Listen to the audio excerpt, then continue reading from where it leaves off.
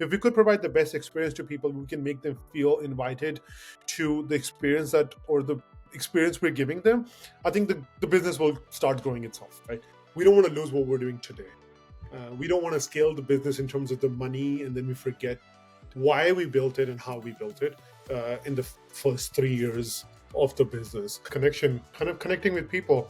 Right, Peace Corps was great. You got to really slow down. You really got to connect with your neighbors and families. And the mission of the Peace Corps, one of them is to share your knowledge, share your culture, and learn about their culture, being one of the three pillars. And then afterwards, being in the tech, playing the operational and optimizing role, you have to learn from everyone, and you can't just jump on a call with engineer. Tell me all the problems you have. That was just a taste of the wisdom Jasraj Sangha brings to the table. This isn't a story about coffee. It's about having the grit to fight a 16-month bureaucratic battle for a permit and the patience to start in a tent with nothing but a machine and a mission. In this episode, Jasraj and I talk about what it really means to slow down on purpose. We dig into why your customer acquisition cost might actually be measured in minutes, not dollars, and how paying attention to people, not just metrics, can become a real competitive advantage. If you're building something on your own and wondering if there's a way to grow without losing your soul or your sanity, this one's for you. This is Unfiltered Solopreneur. I'm Nikhil. Let's dive in.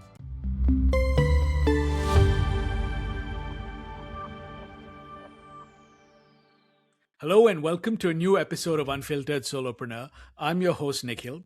My next guest walked away from optimizing tech startups for a tent, an espresso machine, and a mission to prove that slowing down is the smartest business strategy of all, and somehow built a cult following doing exactly that. Jasraj, welcome to the show. Thanks for having me.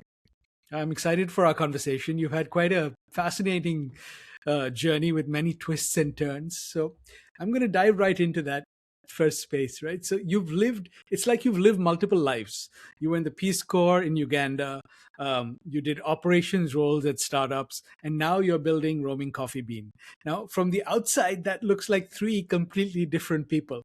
So what's the thread that connects them, and what were you really searching for through each of these chapters? Yeah, connection. So first thing comes to mind when you ask that question is connection, kind of connecting with people. Right, Peace Corps was great. You got to really slow down. You really got to connect with your neighbors and families. And the mission of the Peace Corps, one of them is to share your knowledge, share your culture, and learn about their culture, being one of the three pillars. And then afterwards, being in the tech, playing the operational and optimizing role, you have to learn from everyone, and you can't just jump on a call with engineer. Tell me all the problems you have. You gotta have to connect with them. You kind of have to learn how they live, what the problems day to day are, and what are the things they're doing without even realizing that's a problem. And that was all about connection and connecting with people and being around them, being with them, and hearing what they're frustrated about. And Roaming Bean Coffee, I like to say coffee is just what brings everyone together. It's the connection. It's the community that keeps people around. They are some of our customers who come for a quick cup of coffee, and then they end up sticking for about 30-40 minutes because either they're connecting with me or a customer who's become a friend because they've seen them for so many times. So it just has become a community. And the community and the connection, definitely, I would say, as kind of a common theme between the three things that you had mentioned. Yeah, and we're definitely going to get into that more. Right? I know community is a very important aspect of what you're building, but I think that's interesting too what you said, because to me it also reminds me of sort of speaking different languages, right? Because I also remember working in corporations. It's sort of like engineering doesn't speak the language of creative, doesn't speak the language of accounting. So you really have to learn how to, even in it's not speaking English, but it's understanding domains and sort of bringing people together, right, to be able to get stuff done. I think that's a really important skill. 100%, 100%. Not coming from the technical aspect of the world, while still living in the tech world, it took a little bit to understand what they mean by the Pythons and what the scripts they have to run. I've never run a script before. I didn't know what that meant before I got myself into the tech side. So it is a total language of itself. The jargons that has the whole library of jargons in the tech world, it's in itself. So yes, you have to connect with them and learn to have a conversation at a very, I wouldn't say a basic, but a human level sometimes, to just understand what the problems are. Yeah, I agree. In fact, I actually ran a consulting business for a while where I was translating technology between technology and creative departments, because those two are sort of like east and west in a way, right? So Yeah. I totally hear you. But anyway, I'm going off topic. So the other thing which is very interesting to me in your story is, now most people de-risk their lives before they get married. They save Mhm. money, they get stable, they play it safe. You did exactly the opposite. You got engaged, and like a week later, you jumped into doing the most unstable thing anyone can do: start a business. Now, tell us what was going through your mind in terms of the timing, and did anyone say you're crazy? Yeah, I think I heard a lot. It's just crazy, but very fortunate about the support that I had around me. Yeah. We had a vision and we wanted to test it out. And you have to give it some time. You have to give it 3 months. And then I bought 3 more months for myself. I'm like, we need to have 6 months to actually figure out if this is working. Uh, then we need a little more time. So definitely, it was the craziest thing I've done, for sure. Not even counting Peace Corps in life, but um, it was we had an idea and we wanted to execute it and I wanted to see if we could do this and building community. Kind of coming back to the same point that we'll probably will be talking quite a bit. It takes time. People, for them to trust you, people for them to accept you in their life, in their late daily routine. It's not something that you can just jump in regardless of how amazing your product is. You have to give them time. You have to connect with them. You have to slow down with them. You can't just expect them to accept you because, hey, look at this great product I have, and that could be a tech product or a coffee product that they're actually going to consume. They're actually putting it in themselves, and I hope they're more cautious about what they're putting in themselves versus the tech they use. I know I myself is guilty for this. I recently bought a headphone and I did about an hour of a YouTube video to understand what the person was talking about, different headphones and what the pros and cons was, and then did my research on our own. Probably spent about 3 hours doing the research. And I doubt we do that research when we're actually finding about what we want to consume ourselves. So if someone wants to trust you with something they want to consume as a food or a drink, it takes time. Um, so it was something that was very risky. There were days, and I'm guilty to say, I had more coffee than I sold.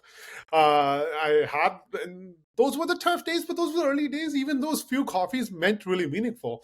I used to joke that our CAC, customer Acquisition cost. acquisition cost, yes, is about 5 minutes of conversation for one cup of coffee. That's how we used to weigh our CAC back in the day, and it was a funny joke, but it was true. It is, yeah. So super And glad that 2.5 years we took this step, and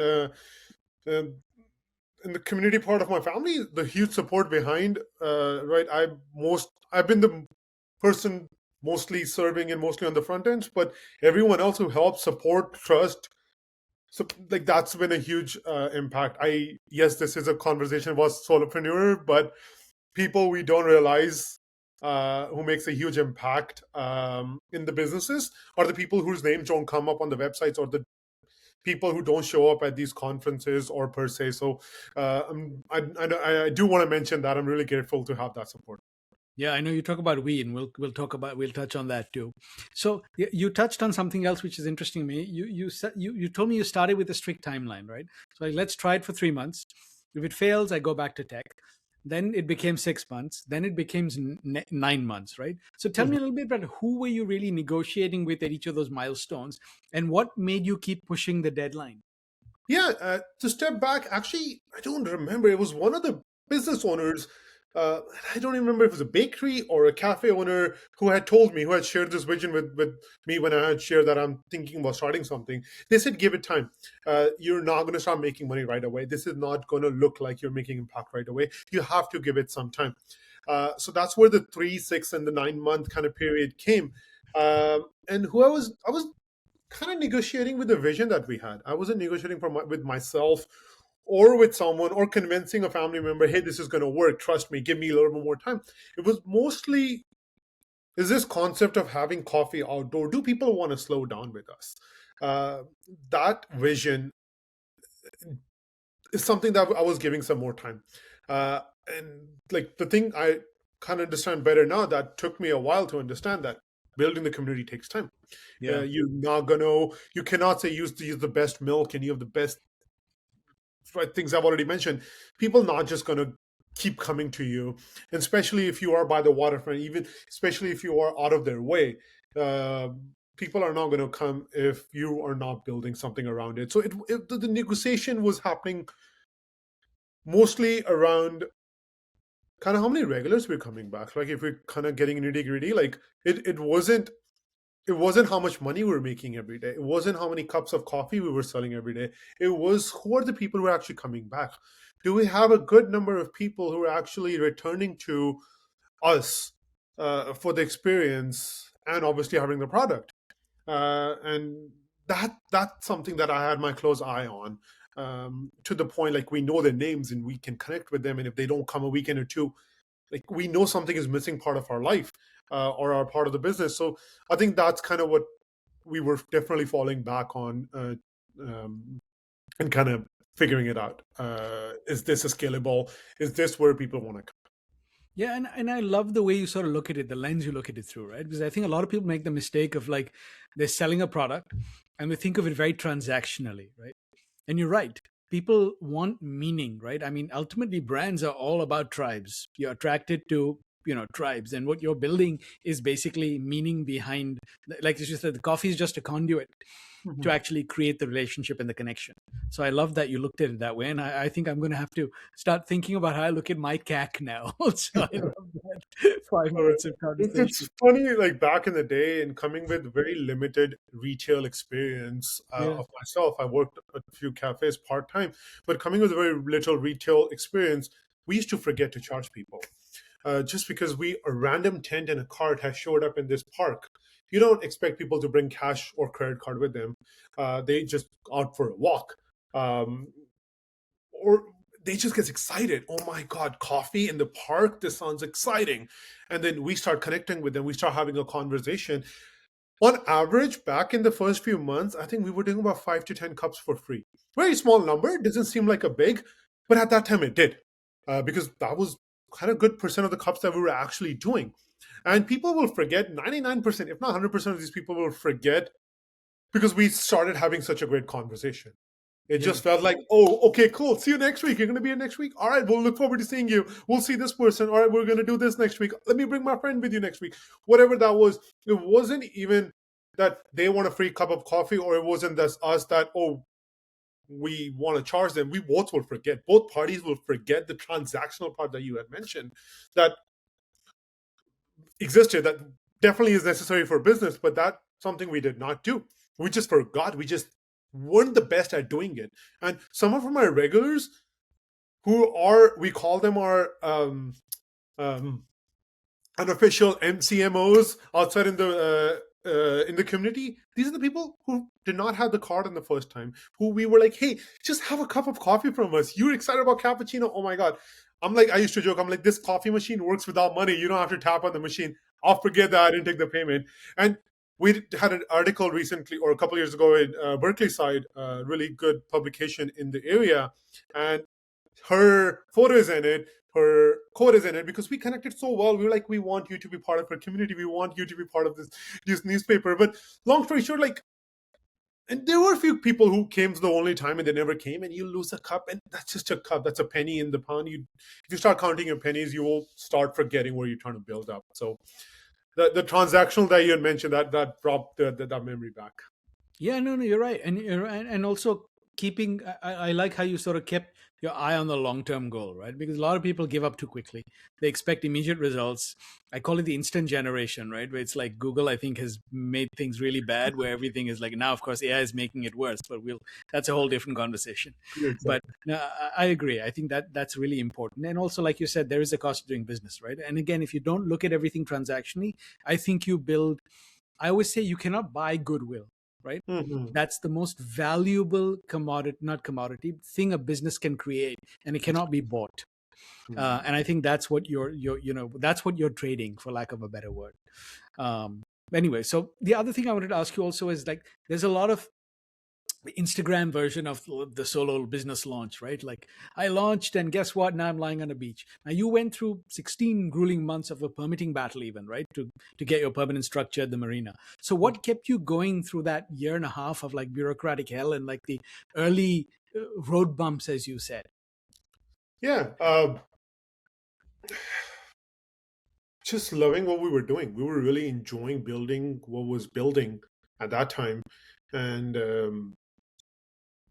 we kept sharing with our customers as we have so much extra time on slow days. It's, hey, this is what we're thinking next, or at them asking, hey, what are you actually building on? What are you looking for? We would love for you to grow and always be here. And they saw how we struggled through the 10 times, the 10th times of the roaming bean era. So as we shared with our customers, right, that was building on their end. They were getting really excited for our future. We were building a community who was excited about having something permanent here to get going. But fortunately, we were still able to serve while we were waiting for this permitting structure, for the 16-month permitting. I think it would have definitely been hard if we were put on pause and be like, all right, come back after 16 months. I think we had to start from square one. But we were very fortunate that we were continue building the community while looking very much pop up. And so it might seem repetitive, but it was a community who was we were really enjoying it. We were growing. The people were becoming regular. Obviously, from the business point of view, it was looking at the right trend. Uh, Continue working hard. The day by day, it was getting harder to do the physical labor, just because we knew why it's so taking so long, and it was just the policies and the processes that takes 16 months in this case. Uh, just became hard on us mentally. I feel like more than physically, but we were excited what we were able to build, and we knew having the structure will help us enable kind of unlock more potential to grow here. So we're really fortunate. Yeah, it was a long 16 months. We're very fortunate for the support we had from the community while we were doing that. And it's funny, even during the 16 months, every department we worked with said, "This is a great idea. This is wonderful. Oh my God." And I got a little tired of hearing this is a great idea. It will almost felt like, hey, I would love to convince you why this is great, and please let me do this sooner than later. We actually had planned to build our container ourselves, kind of DIY it.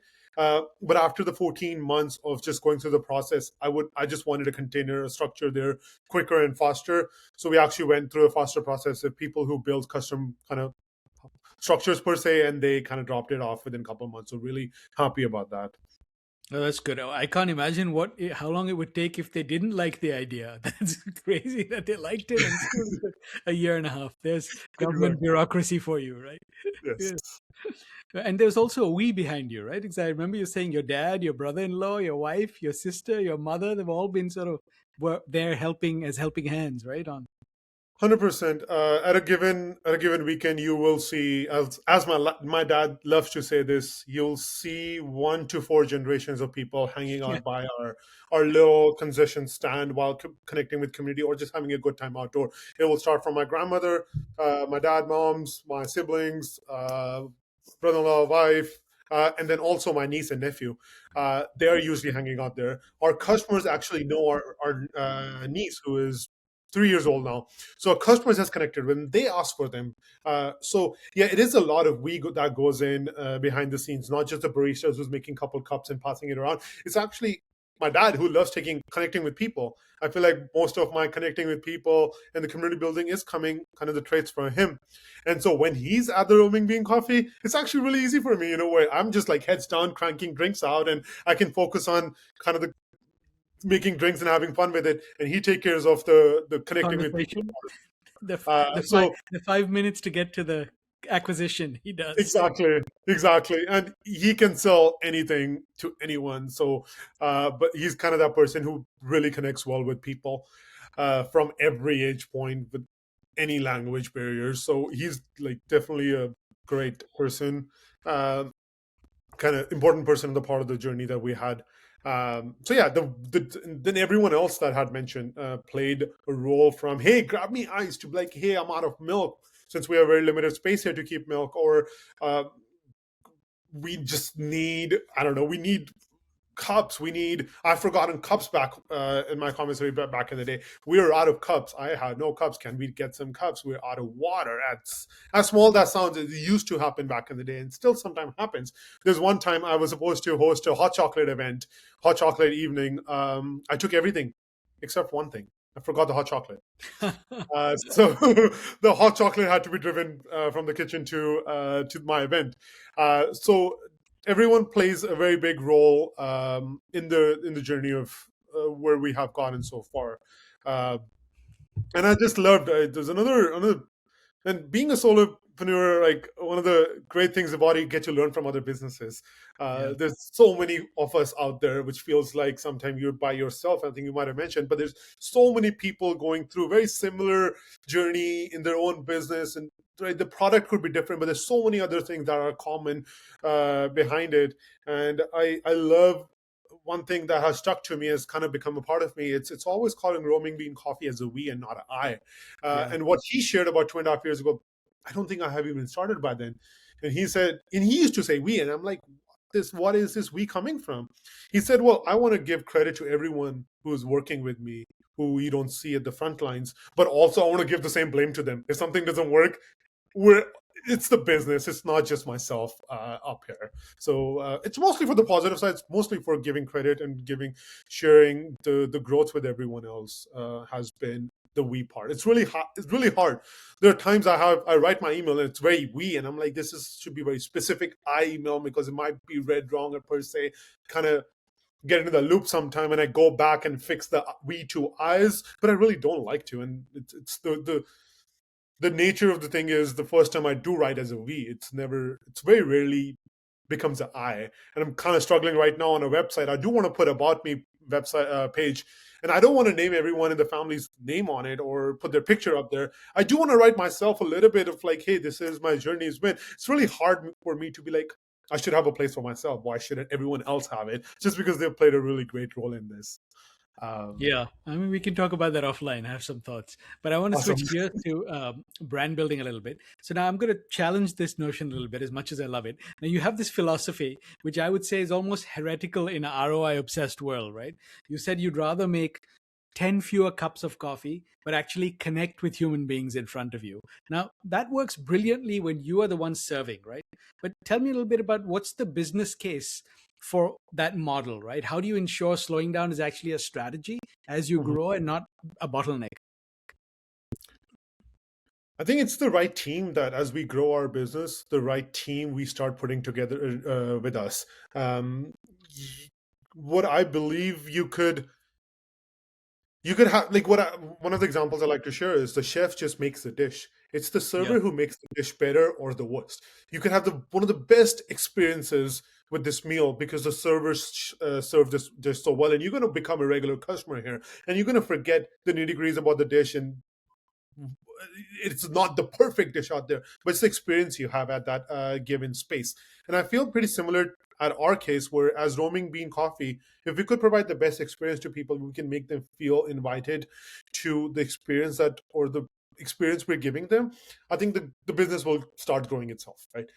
People will be coming, people will wait. If you give a space where they're not bored and they're not on their phone waiting to put an order, they will wait for something that's meaningful for them, and they're going to connect with the person in front of them and behind them. It's a community that becomes, and we have seen that a lot happens. Someone who's lost on what should we order is the person behind them be like, hey, let me give you an idea of what you should might want to get.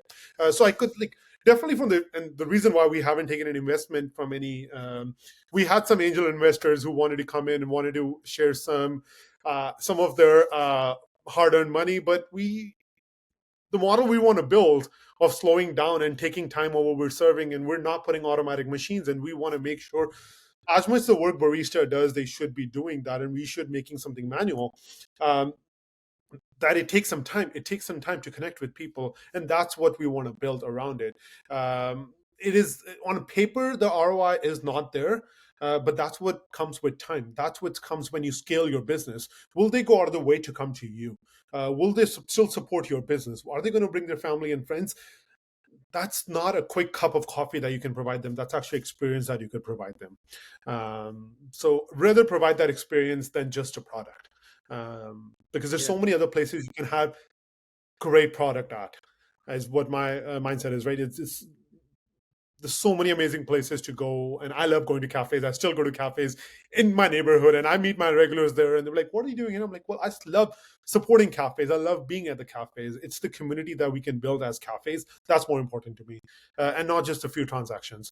Yeah, I love that, and I agree with you. I mean, I'm in the same boat, but you're right. The ROI on paper is harder to prove, but the I think it will be a big differentiator, and I think one of the big metrics to look at is repeat customers. Right, that's huge because the cost of acquisition is far higher than actually having somebody come back to you. And interestingly, I mean, I think the world's going to want to slow down more as AI gets more frenetic, and even Starbucks ran into trouble, and guess what? They've gone back to writing names on coffee cups again and slowing down their line because they sort of became a production line and people didn't like it anymore, right? So I think you're onto something there. But again, as you said, it takes time, and investors are not going to, people who come in and say I want 10x my investment in 1 year are not the kind of people you're going to want involved in the business. So I 100%. respect that. Yeah. So the other thing I want to ask about building on that is now your customers don't come for coffee, right? Clearly, they come for the connection. They come for the way you make them feel, but you can't bottle that on a website, right? So when you're trying to explain roaming coffee bean to, say, a corporate client who you haven't met yet, how do you translate that magic into words? I think I love jumping on call with people. I love sharing my excitement with them. We do get a lot of inquiry about weddings and corporate events. Hey, come to events. And I'm like, I'm happy to share a price with you, but that price doesn't do the justice of what we're actually trying to do. We're not just going to be another table on the corner where you can go pick up your coffee. We're actually going to create a culture or community around, even at these small events, even these one-off events that we're actually having. We're actually going to connect with people. We're going to ask them how their day is going. We're going to ask about random things about them, not just because we have a script or we want to go through. It's just we want to have a conversation. We want to, yes, you're here for a conference that's going to last you 10 hours. Not anyone in the day has asked how your day is going. Everyone is trying to sell their business, or you're trying to sell to them. When you come to the kind of the human level, uh, kind of the basic human level of like just recognizing another human and having a conversation, asking how you, as small as how your day is going. We've heard people come back, thanks for asking how my day was going. No one has asked all day long. It's a very small thing, but it does matter. Regardless if you're doing a corporate event, where recently we did an event in Silicon Valley, and they had people all over the world. It was it's one of the diverse event I have ever served at. We had people from Spain, Chile, Argentina, England, India, China, and I was surprised, you all, like Toronto, just name a place. And it was like a couple thousand people event, and the common theme, people were having good time, and they were coming back and thanking us, and us having a conversation about this random the country they're from, or the experience they had at the when they were transferring and couldn't jump on the transfer or whatnot. It's just having those conversations. We saw a smile in the people's face. They wanted to spend more time with us.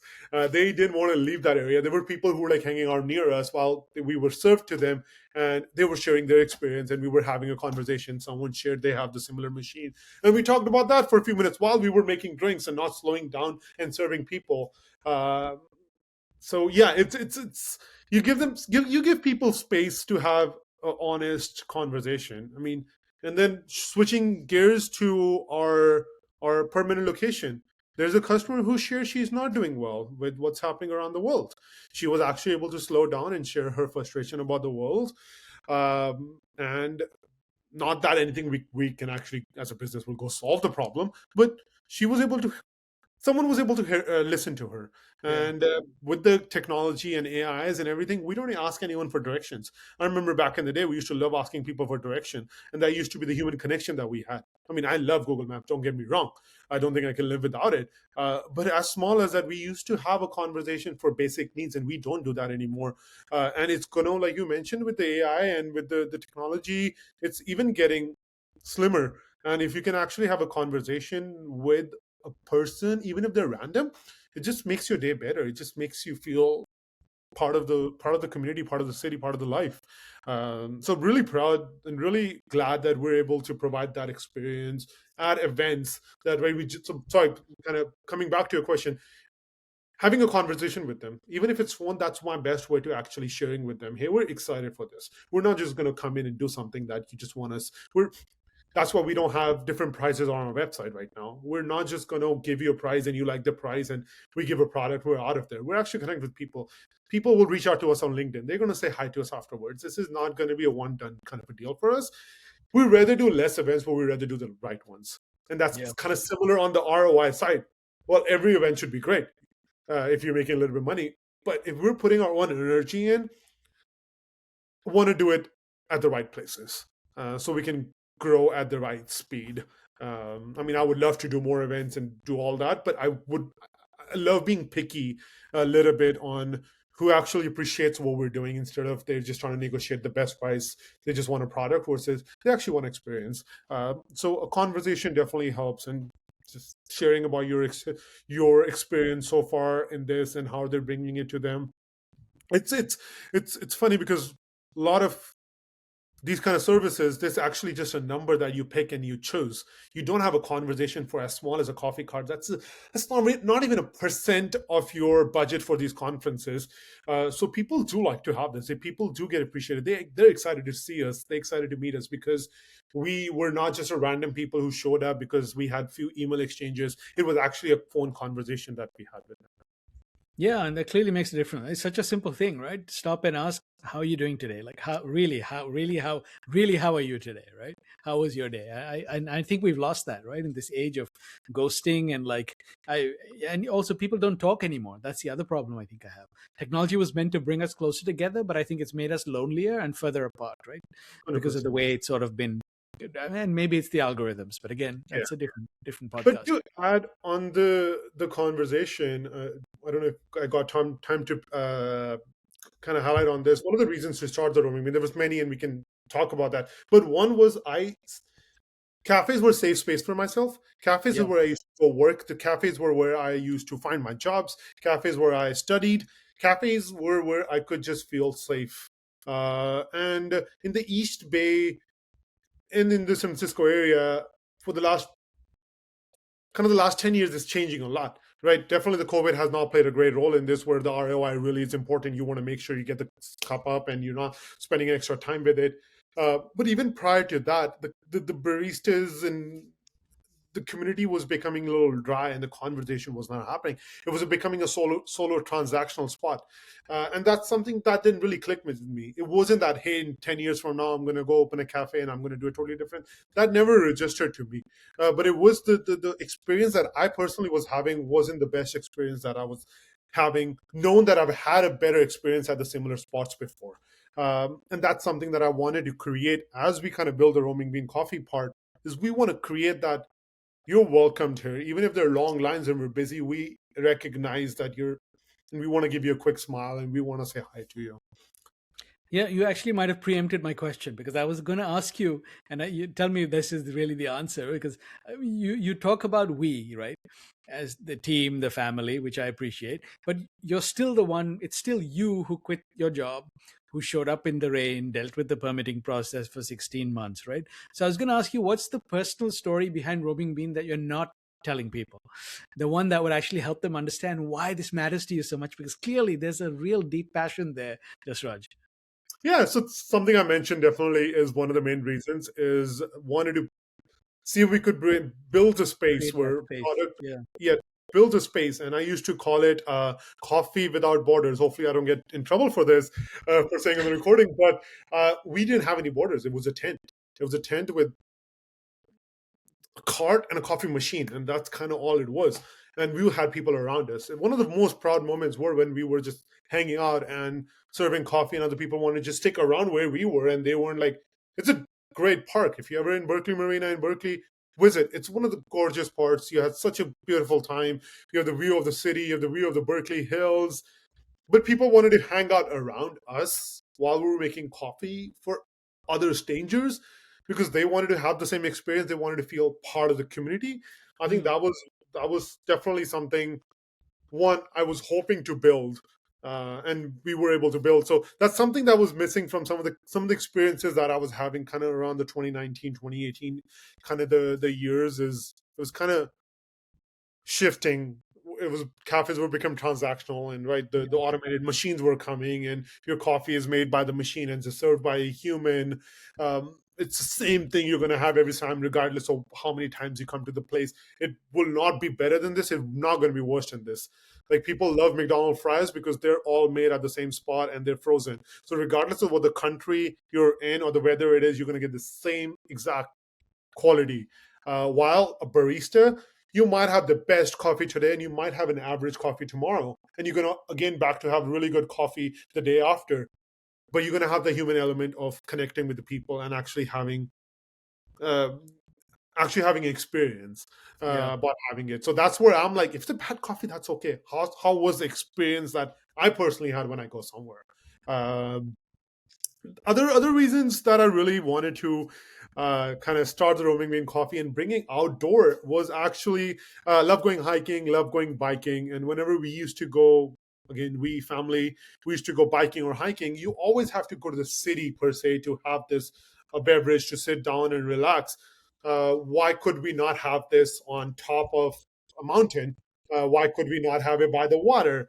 So that was another idea, was like, when we're out and about, would love to bring a beverage that you could enjoy. It doesn't even have to be coffee. It could be hot chocolate. It could be tea. It could be some beverage that a family can enjoy together while being outdoors. So really, three things, three pillars right now for roaming bean is family, nature, and coffee.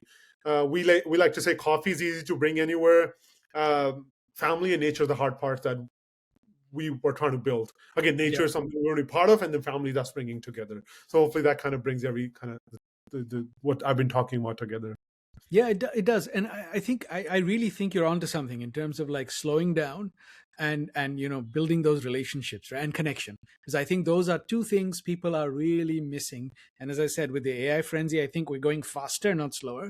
So I think people are going to need and want more and more and more of that. So I think you're really onto something there. So the other thing I want to talk about a little bit about is you are talking about growing, right? Now I understand you're sort of doing it at your own pace. You're not taking Mhm. investment, but so far it's really been through community, through word of mouth, right? And Sure. showing up as yourself. Now, as you hired your first employee, so my question is, as you grow, what scares you most? Is it that your business grows but loses what makes it special, what we just talked about, or is it that you can't grow because that magic only works when you or the family are there? It's a great question.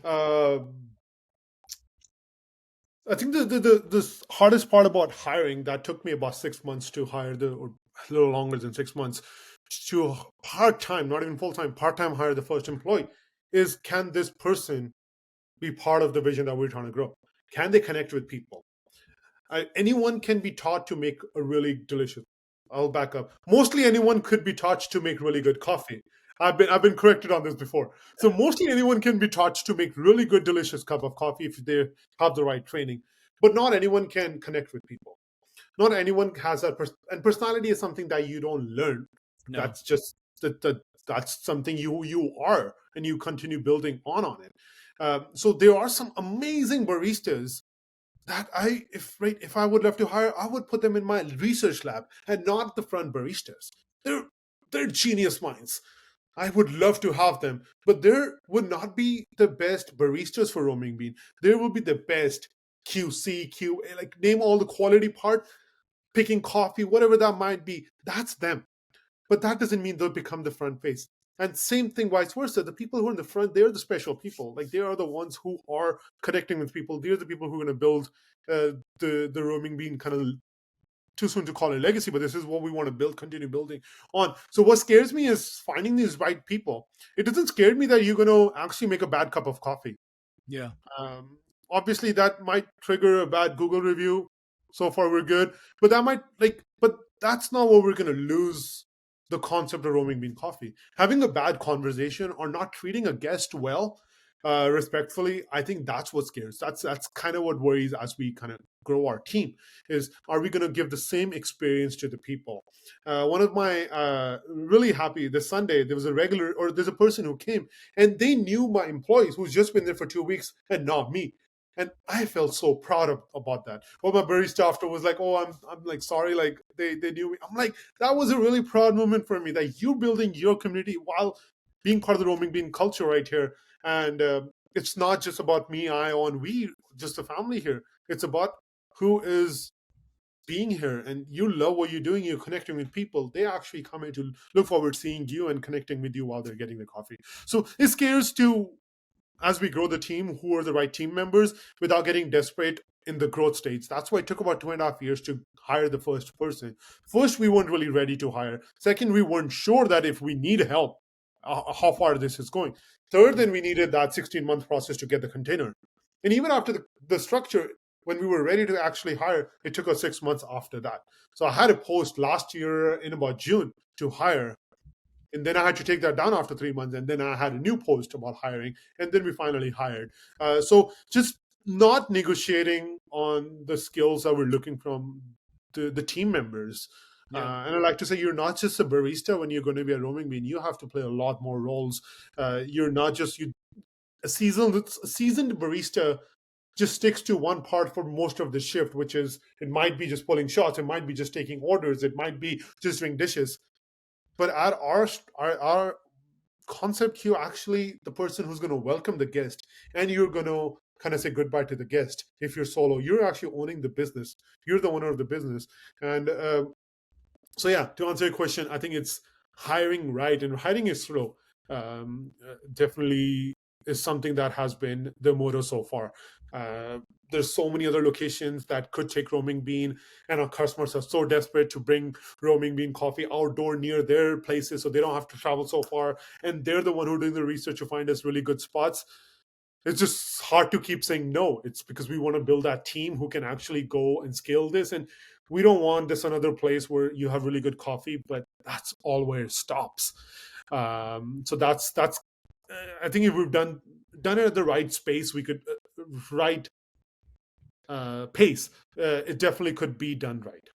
Yeah, it's like you come for the coffee, you stay for the conversation, right? I mean, I guess someone said that 100%. before. Yeah, but no, and that's, I mean, again, it's like you have this vision. I love it, right? And you're doing it at your own pace. Some people may disagree with it, but that's, I think there's merit to it. As I said, I think there really is a need for that, for slowing down today in society, and I think people are craving it more and more. And clearly, from the success you've had so far within your community, there's evidence of that, right? Now, the other thing you mentioned was you love being open on holidays like Thanksgiving, right? Mhm. Because regulars bring their families and they show off their place. So now this is brilliant word of mouth marketing from my perspective. But I want to know, was it a calculated strategy, or did you stumble onto that simply because you ended up staying open or wanted to stay open on a holiday? Yeah, it was just by chance. The first couple holidays, for lack of a word, I didn't have anything better to do. I wanted to hang out with my family by the water and have some coffee. So the worst case scenario with that was going to be, we're going to sit down and have coffee and no one's going to come, and we're going to have a good time. And we had a great time. But then slowly we started learning other people want to have the same thing that we want to do. They want to slow down by the water while having coffee. So it was the same mindset that others were having.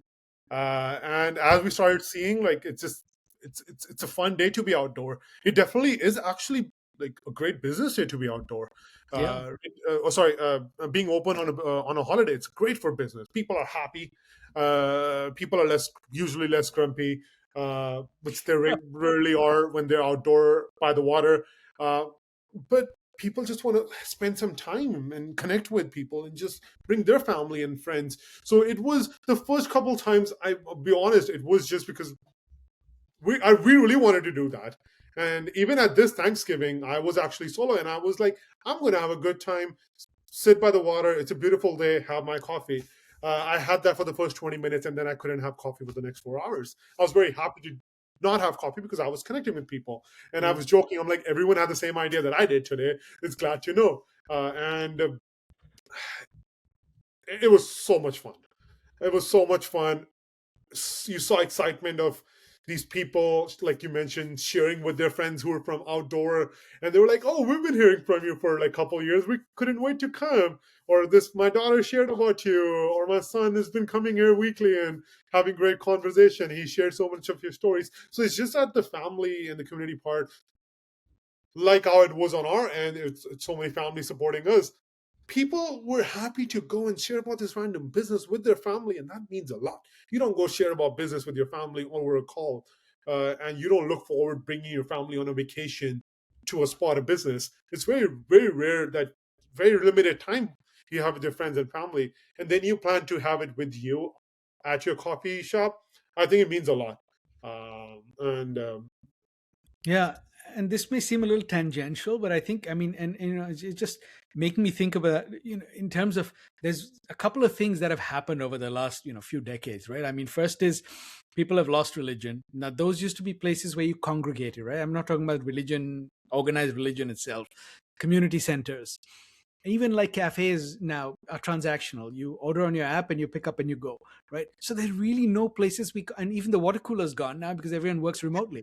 So it's like, where do people congregate? Families are broken up. They live separately. They don't live together anymore. So I really think, you know, it sounds, when you describe it, it sounds like you're a community center, not a coffee place. You know, and which I think is great, because I think that is inherently what makes this even stronger. And I love your hiring philosophy, right? Anyone can, you know, you can train anyone to make a good cup of coffee, but you can't train anyone to have a good ear and to be a good listener, right? correct. So, yeah, true.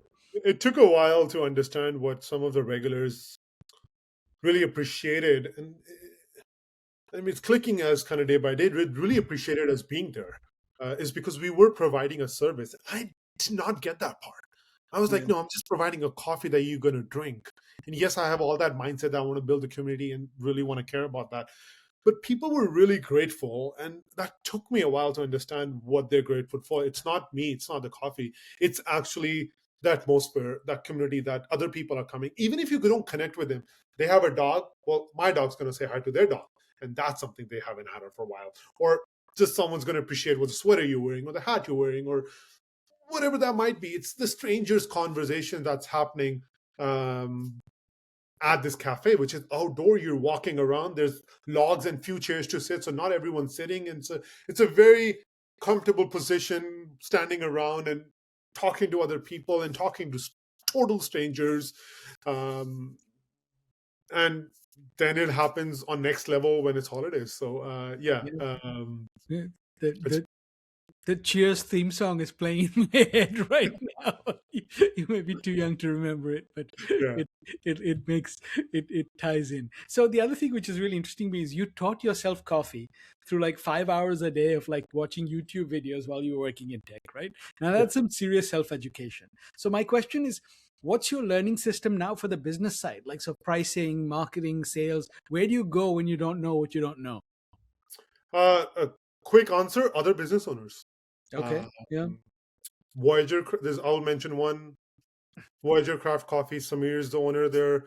They have, in the last 10 years, they've grown from one location to seven locations. He's been the most down to earth person I've met in the coffee industry. There's Mojo, who runs a chai place in Elaichi. Joshua, same. But there's a whole community around that you can ask any questions. And it's kind of solopreneurs. We have, forgot where my phone is. We have a chat group on WhatsApp with other South Asian sipsters, I think we call ourselves. And we ask each other the questions of Yeah. most of these people. This is only their second or third year or even the first year of running a business.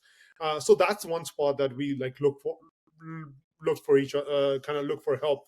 The others is just some reading some books, just doing some on my research on our own, and then calling my vacation research. So whenever I'm traveling, I'm like, I'm doing a research. It's just a business. Jokingly, that's a business expense because I'm on my research end. So just learning from other people. That's the beauty of coffee. You can so many places can do so well, and it's not a rocket science. But how do you do something differently? I think Yeah. that's the key here. And most of these businesses that I've mentioned before, they're happy to share their playbook with you. They will lay it out for you. They would be happy for you to copy or learn from them. Not copy, but learn from them and grow something of your own. So that's 99% or 98% of the coffee owners, business owners, or the industry owners are really supportive of each other. And I'm very happily surprised. There are few who think they're doing something different, and they're going to be pushed in their own corner, even in the small business industry. But everyone else are very happy to share their knowledge, and they are really excited for your growth. And that definitely helps when you don't know parts of business. And you ask some really dumb question in the groups, and sometimes you ask really difficult question that someone who's been running for 10 years had no idea or is going to learn now. So just being vulnerable with other people who are doing the similar things, and it's Yeah. definitely a great place to be. It is amazing, right? I mean, that was one of my biggest revelations because in the corporate world, it's exactly the opposite. We don't share anything. Startups are in stealth mode. Everything is secret. Everything is hidden. It's like everyone's got their special sauce. But in the solopreneur community, I found that too. People who are like, maybe we may be competing with each other, but we're willing to help each other, right? And it is and I always tell people, you put your pride aside, put your ego aside, just ask for help. 90% of people, like you said, there'll always be 10% who are like, you know what, no, I'm too good, I'm too blah, blah, blah, whatever. But people are willing to help you and they're willing to share everything with you. So it's really important to find your tribe. I think that's a really important thing as a solopreneur, right? To be able to find people who are on the same path and journey as you, because you can learn so many things from each other. So I love that. 100%. So in the beginning, you live by the strict 3 month, 6 month, 9 month checkpoints, right? You looked at your books, you sort of decided whether you should keep going, things were trending or not. Now you're 2.5 years into it, right? So tell me a little bit about what does your audit look like today? How do you measure success when it's not just surviving another quarter? Yeah. Success, I mean, definitely from the business point of view, continue growing our skills and like having busier weekends definitely helps, and understanding the same concept. Yes, we grew from the smalls to the big, and is this stagnant? Is this where it's staying, or actually are we building the regulars, and are people exploring us for the first time and they can't wait to come in and they're coming? And whatever the data we get from the metrics itself, we try to look at that. But other just so far, I, myself and family been there, so we know the regulars and we have seen the trend of increasing. So definitely that's still there. I think that's going to be there as we find our second location. It's just understanding the regulars, and it's not just regular business. It's that they trust you. They actually want to Yeah. build a community around here. They want to come out here.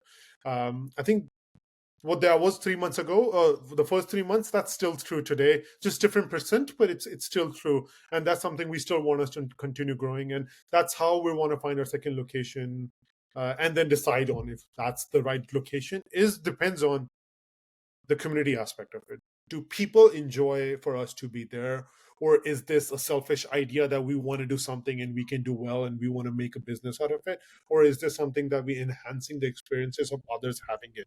Are we encouraging other people to come outdoor and have a really good time in nature? Are we encouraging that, or are we disencouraging that? What is causing them? And if we're disencouraging people to come outdoor, then that's not the right spot for us to be.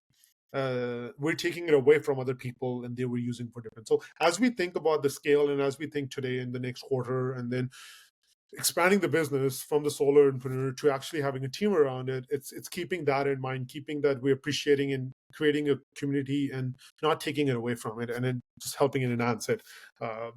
Want to Yeah, so stay to the same goals of how many regular faces do we see? Forget the Yeah. metric. How many regular faces do we see? Are they still excited to come here? Are they bringing their family together?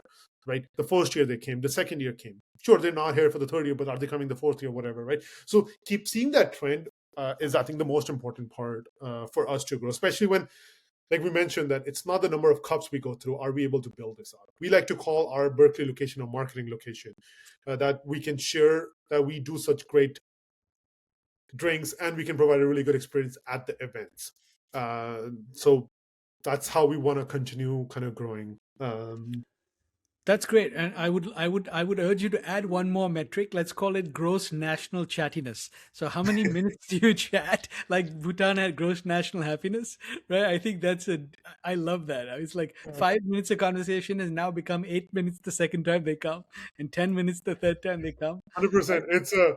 It's funny. One of my favorite roles these days, and second week of getting a new team member on board, is actually I've become a runner. We never had someone delivering cups to while you're standing. That's not a concept, and I love doing it. When we're slow, I'm actually outside the structure, so I could deliver this cup 3 steps from them.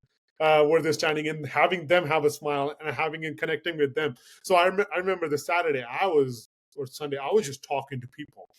Most of my time was actually connecting with people. So actually, this gives me more time to actually be out there. And that the 5 to 8 minutes, there was a 20-minute conversation with the customer. There was this, so it's definitely going to keep going up. And someone was like, is this a promotion or demotion that you're actually a runner? I'm like, I am the most happiest person right now to be a server than the person who's making the coffee. I love making coffee, but I love like take like just it opens up another lever for having a conversation, not just while you order, wait for your drink. Actually, what I'll kind of bring.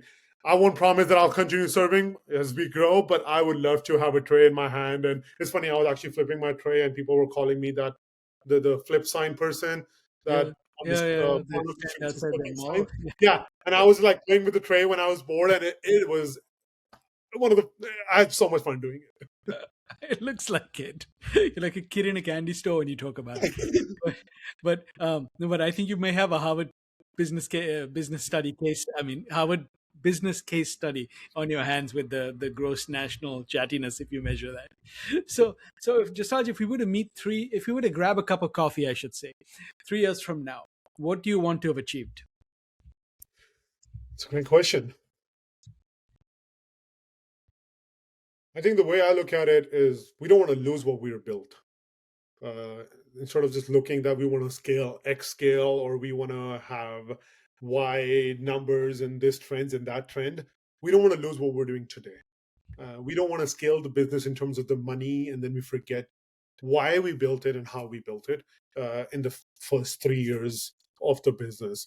And if we're still doing and still standing by our same vision and having the same mission of what we're doing, I think that would be a proud moment. And it wouldn't be, hey, we have 10 cafes and look, we have grown so much and I can only provide you 32 minutes of my time because I have 10 other meetings. Like that would suck. That would not be a great 3 years from now. It would be that, hey, we have two more locations and we're doing great and we built three communities and they're interchange and they connect with each other. Like that's something that will be really fulfilling in 3 years. Yeah, I can totally see that. It's like this person came, they brought their grandchild, and they brought, X, and that's how you sort of grown and like cross pollination in the communities. I love that. Correct. So, if you could offer one piece of advice to someone who wants to start their solopreneur journey, what would you tell them? 369. Stick with, give it some time. Do not react to the good or the bad days. There's going to be some great days, and you're going to be like, oh my God, we got to hire, we got to scale it up. Give it some time.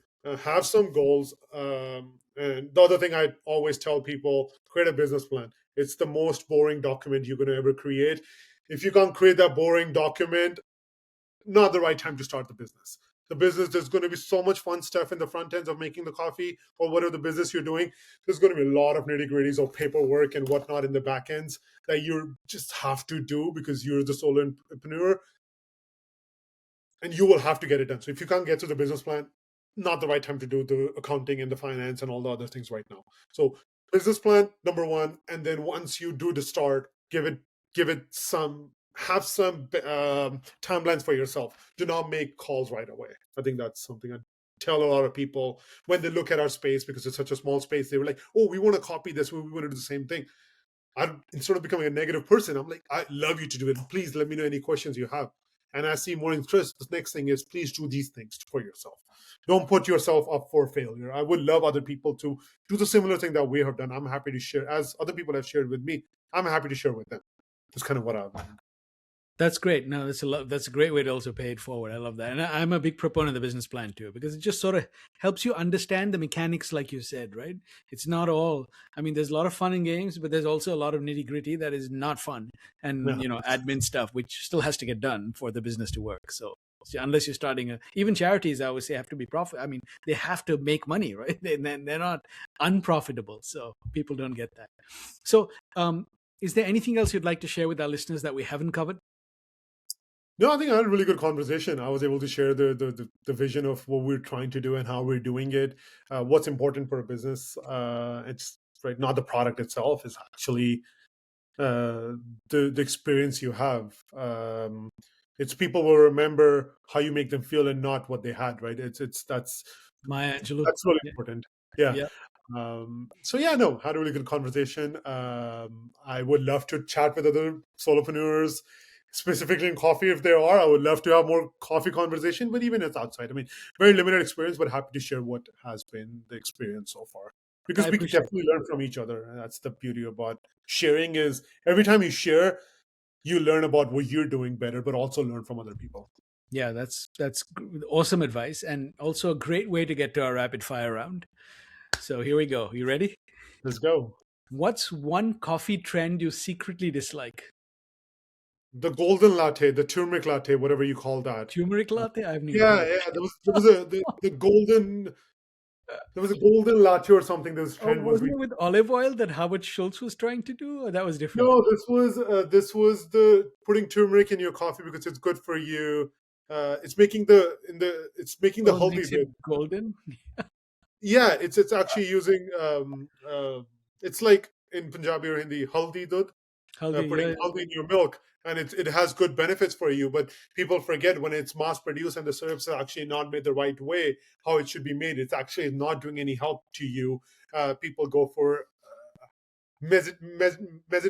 people go for different reasons. People don't understand what's behind the drink. So I think that's definitely one of them. There's so many. Oh my god, I can't think right now. But being That's rapid good. fire, I think the golden latte is definitely one. That's good. Okay. What is the best compliment you've ever received from a customer at the window? Ooh, the milk was steamed the best. Forget how the coffee tastes. The Right. milk steamed the best is something that one of my favorite compliments. I have to hear. I have to agree with that. So, if roaming bean was a person, what would they be wearing? So fun colors. Yeah, they be colorful. Colorful. Okay. Yeah. Um, Customer order that makes you think, "Are you serious right now?" We had some 8 shot Americanos. It was basically 8 shots. It's basically Eight this much of shots. espresso. Yeah, it was this much of espresso and this much water. It took me a couple times to just get the order right. Didn't even know in our square how to charge for 8 shots together. So we had a customer who used to do that. Charge eight x, right? That's how you. So I don't want to create strife at home, but your dad, brother-in-law, sister, mom, all help. Who's the best barista and who should never touch the machine?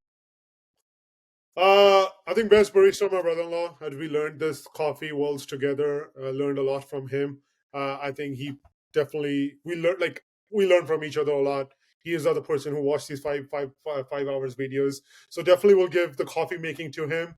Uh, who should never touch? Probably my dad. He doesn't want to, so I think since focus on today, he was talking. He has said, "I'm not going to touch the machine itself." So safe. I'll play a diplomatic safe Oh, answer on you that. went with the safe answer, just Raj. All right.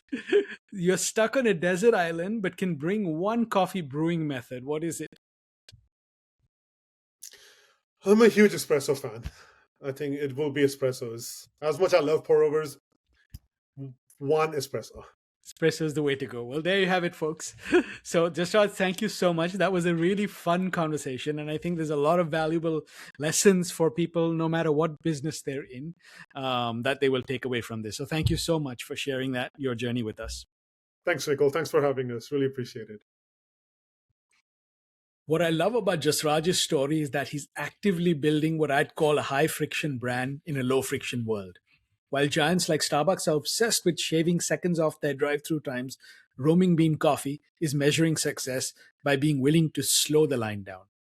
Here's the first and most important lesson: your brand is not your product, it's the experience people have while interacting with you. Coffee just happens to be the delivery mechanism. In your business, it might be coaching, consulting, design, tech, or services. But the principle is exactly the same, which means you need to stop treating speed as a default virtue. Jasraj didn't measure success by how many cups he sold in a day. He measured it by who came back, who stayed, and who trusted him enough to make his business part of their routine. I half jokingly call this gross national chattiness, but the idea is really serious. Time spent is a signal of value created. So instead of asking, how do I get more leads? Ask a better question. How do I get someone to stay 5 minutes longer? That friction, the pause, the conversation, the human moment isn't inefficiency, it's the value. Second, recalculate your CAC, your customer acquisition cost. Most people think of CAC purely as money spent on ads. Jasraj looked at it differently. He treated his CAC as 5 minutes of conversation. In the early days, he was willing to give away coffee if that's what it took to build a real relationship. And here's the deeper lesson: you cannot buy goodwill. Sometimes the most profitable thing you can do is invest time in a prospect with zero expectation of an immediate transaction. What looks like wasted time on a spreadsheet is often brand loyalty being built in real time. Now, this only works if you're clear on who you're building community with. Slowing down without positioning isn't strategy, it's drifting. Jasraj knew exactly who he was there for, and that clarity is what made the patience pay off. Third, hire for your brand values, not just technical skills. It took Jasraj over 2 years to hire his first part-time employee because he understood something most founders learn the hard way. You can teach someone how to pull an espresso shot, but you can't train them to genuinely care about people.